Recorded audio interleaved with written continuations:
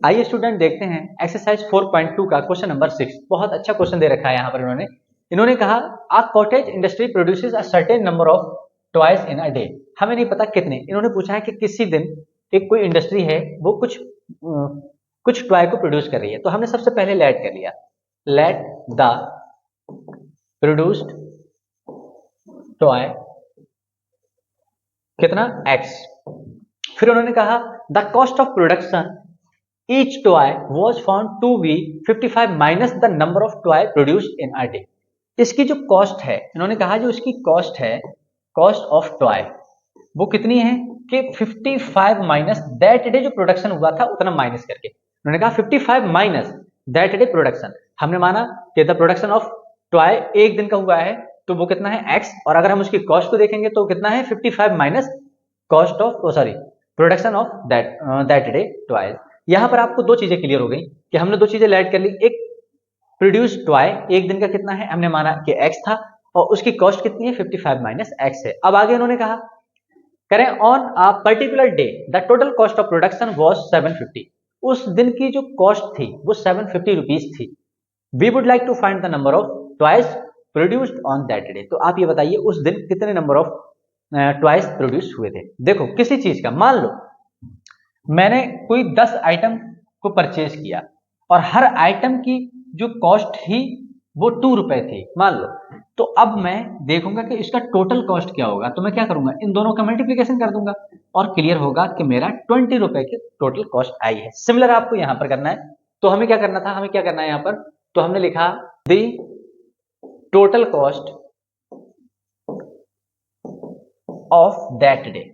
उस दिन की टोटल कॉस्ट क्या होगी, कितना है वो दे रखा है इन्होंने 750, बट अगर हम अपने इस अकॉर्डिंग करें तो देखो इतना प्रोडक्शन हुआ और इतने रुपए की उसकी कॉस्ट थी, तो इसका प्रोडक्ट कितना होगा, इतना। फिर हमें क्या करना है, इसको सॉल्व करना है। ये आपका क्वाड्रेटिक इक्वेशन बन चुकी है, minus x square equal to 750। अगर हम इसको उधर ले जाएं तो ये कितना हुआ, एक्स स्क्वायर प्लस का हो गया, ये उधर जाके माइनस का 55 हो गया, और ये प्लस का पहले से था 750 इक्वल टू 0।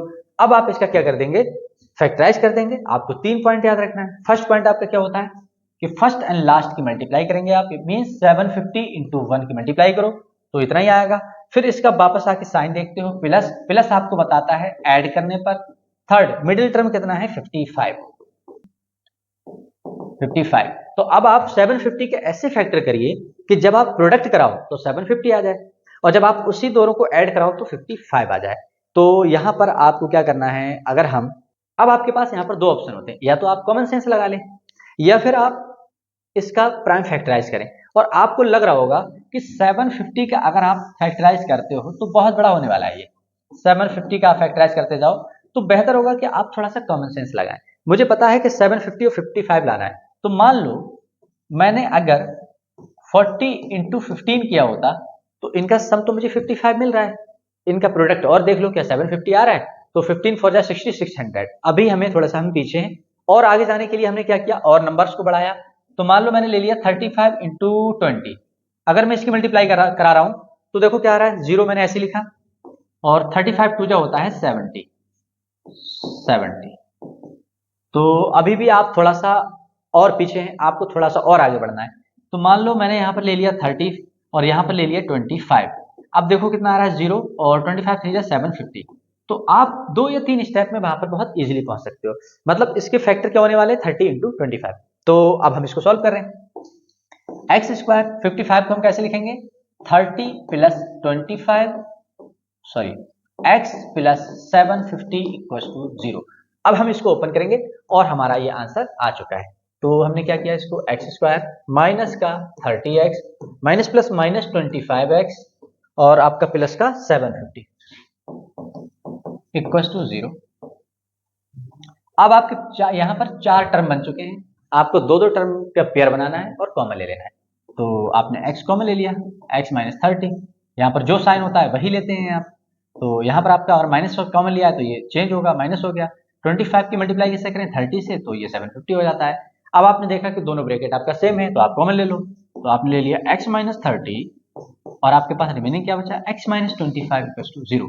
यहां से आपने देखा कि या तो आपका x माइनस 30 इक्वल टू 0 होगा, या फिर आपका x माइनस 25 इक्वल टू 0 होगा।